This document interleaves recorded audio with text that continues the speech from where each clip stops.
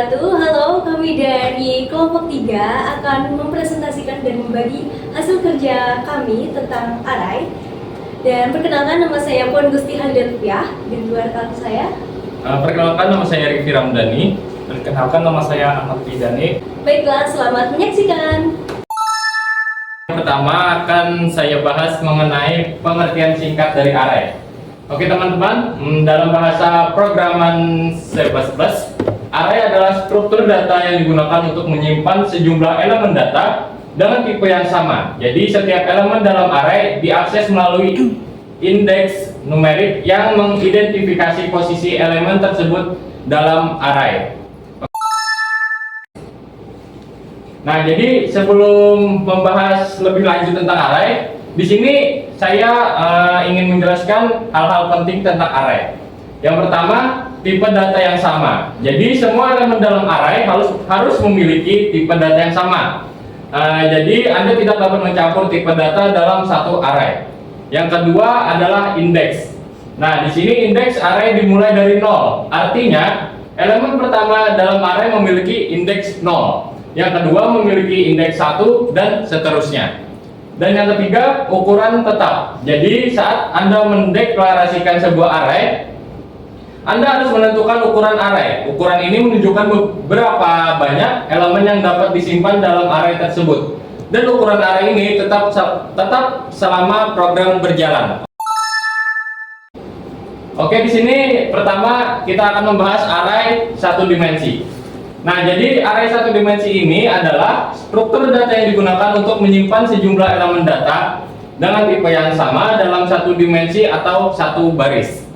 Nah, setiap elemen dalam array satu dimensi diakses menggunakan indeks yang menunjukkan posisi elemen tersebut di dalam baris. Next. Yang kedua ada array multidimensi. Jadi, array multidimensi adalah struktur data dalam programan yang digunakan untuk menyimpan sejumlah elemen data dalam beberapa dimensi atau lapisan. Artinya, array multidimensi adalah sekelompok array yang disusun dalam struktur seperti tabel atau matriks dengan baris dan kolom. Masing-masing elemen dalam array multidimensi dapat diakses menggunakan 2 atau lebih indeks yang mengidentifikasi posisi elemen tersebut dalam matriks. Next. Nah, jadi di sini ada berbagai dimensi dalam array multidimensi. Yang pertama ada array 2 dimensi. Dalam array 2 dimensi, elemen-elemen disusun dalam baris dan kolom. Ini sering digunakan untuk mempresentasikan data tabular seperti spreadsheet atau matriks. Yang kedua ada array 3 dimensi. Array 3 dimensi digunakan untuk mempresentasikan data dalam 3 dimensi, seperti dalam struktur data 3 dimensi atau volume. Dan yang ketiga ada array n dimensi. Nah, maksud n dimensi ini adalah array dengan 4 dimensi atau seterusnya. Anda dapat memiliki array multidimensi dengan lebih dari 3 dimensi jika diperlukan, tetapi dalam praktiknya array 3 dimensi adalah salah satu yang paling umum. Nah, ini ada beberapa fungsi dari array. Yang pertama array satu dimensi. Jadi fungsi array satu dimensi ini salah satu struktur data dasar yang digunakan dalam programan untuk mengorganisir dan mengakses data dalam urutan linear. Yang kedua ada fungsi array multidimensi. Jadi teman-teman, array multidimensi digunakan ketika kita perlu mengorganisir data dalam struktur dengan lebih dari satu dimensi. Seperti dalam aplikasi matematis, pemrosesan gambar atau data tabel. Oke, untuk materi selanjutnya akan disampaikan oleh teman saya, Puan Gusti dan Dani. Ya, kami akan membahas tentang studi kasus array yang membahas tentang suhu, dan kami mengambil di kampus Politalas selama seminggu ini, selama 7 hari ini. Di hari pertama 33 derajat Celcius, di hari kedua 37 derajat Celcius, di hari ketiga 28 derajat Celcius. Yang hari keempat 27 derajat Celcius, hari kelima 32 derajat Celcius, hari ke-6 28 derajat Celcius dan hari ke-7 30 derajat Celcius. Nah, dari hasil suhu yang sudah kami survei dan kami ketahui, mari kita coba di aplikasi. Program C++ tentang array ini dibuka dengan nama kelompok kami, kelompok 3. Lalu ada sambutan terhadap pengguna tentang apa sistem ini, dan ada tipe data integer dan double. Nah, di double suhu inilah arraynya. Kemudian pada memasukkan suhu harian selama itu untuk pengguna bisa melakukan rekap terhadap suhu yang ada. Kemudian suhu yang tersebut diterima dan dilakukan perhitungan yang akhirnya menghasilkan rata-rata dari suhu tersebut. Nah, berikut tampilan dari kode dimensi 1 kami. Nah, di bagian sini, ini adalah tanda di mana itu adalah dimensi 1. Oke, kita lihat dulu perbandingannya di kode multidimensi kita ya. Sebenarnya sama dengan program sebelumnya, hanya saja di bagian perkotakan atau perkelompokan double suhunya ada tambahan 2, dan di bagian bawahnya ada tabel yang menggambarkan bagaimana sih perkelompokan pada multidimensi ini.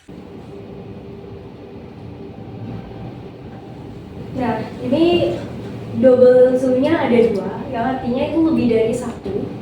Dan perbedaannya apa sebelum kita tampilin?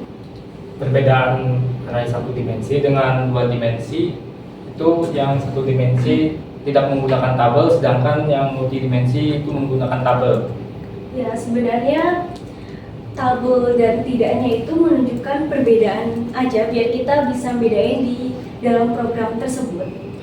Dan kami juga ya dalam dimensi 1, maksudnya kita ada satu plastik ya, sedangkan multidimensi beberapa plastik yang dimasukkan itu dijadikan satu plastik besar, sehingga dalam memahami konsep tersebut kita masukkan dalam tabel agar kita bisa paham bersama-sama gitu ya. Dan ini tampilan dari multidimensi yang sudah kami buat, memang hasilnya sama, tapi perbedaan dari keduanya adalah bagaimana cara kita mengelompokkan program-program tersebut di dalam plastik dalam kehidupan sehari-hari itu kayak kantong yang kita masukkan agar bisa terkelompok dengan baik gitu. Sekarang bisa kembali ke PPT bagian akhirnya pembahasannya. Silakan. Pembahasan studi kasus. Array satu dimensi. Pada kasus ini, seorang pengamat cuaca mendata kondisi cuaca di lingkungan kampus Politala dengan data yang telah disajikan. Dengan ini, fungsi array satu dimensi ini untuk menyimpan data tersebut selama 7 hari berdasarkan urutan yang telah ditentukan. Dan selanjutnya, array multidimensi. Pada kasus ini, seorang pengamat cuaca mendata kondisi cuaca di lingkungan kampus Politala dengan data yang telah disajikan. Dengan ini, fungsi array multidimensi ini untuk menyimpan data tersebut selama 7 hari berdasarkan urutan yang telah ditentukan dan menyajikannya dalam bentuk tabel. Kesimpulannya, beberapa kesimpulan penting tentang array dalam C++ adalah sebagai berikut. Pertama, array adalah tipe data yang statis. Ukuran array harus ditentukan pada saat deklarasi dan tidak dapat diubah selama program berjalan. Ini berarti Anda perlu menentukan jumlah elemen yang akan disimpan di dalamnya sebelum menggunakannya. Yang kedua, indeks dimulai dari 0. Elemen-elemen dalam array diindeks mulai dari 0. Jadi elemen pertama memiliki indeks 0, elemen kedua memiliki indeks 1, dan seterusnya. Yang ketiga, tipe data yang sama. Semua elemen dalam array harus memiliki tipe data yang sama. Misalnya, Anda tidak dapat memiliki array yang berisi campuran tipe data seperti integer atau string. Sekian hasil presentasi dan hasil studi kasus kami. Wassalamualaikum warahmatullahi wabarakatuh. Terima kasih.